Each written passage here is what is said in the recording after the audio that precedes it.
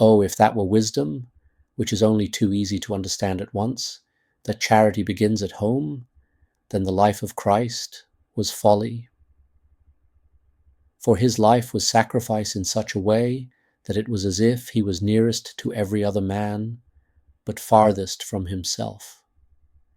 But if he unconditionally and eternally is the pattern, then let us learn from him who himself gave the invitation. Take my yoke and learn of me. Matthew 11:29. Let us learn from him to bear the burdens, our own and those of others. Verily, it is easy pharisaically to lay the burden upon others, but hard to carry it oneself.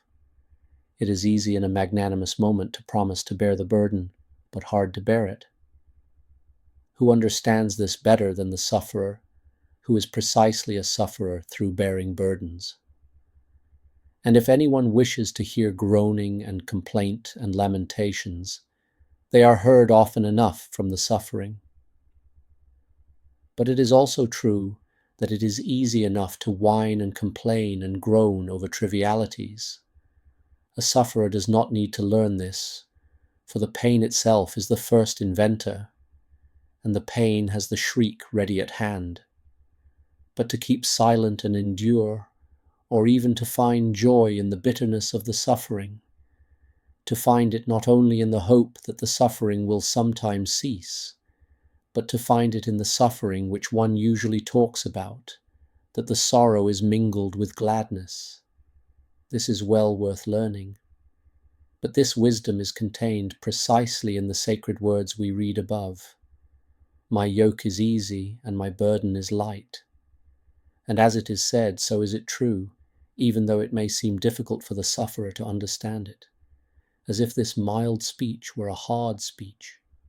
Hard, that is, to apprehend, so the sufferer breaks forth with the wondering question: how can the burden be light when the suffering is heavy? Let us then, not with the superstitious wonder which conceals the denial in the outcry, but with the believing wonder which contains the corroboration, and only in praising God makes it doubtful in order again to have the blessing of wonder.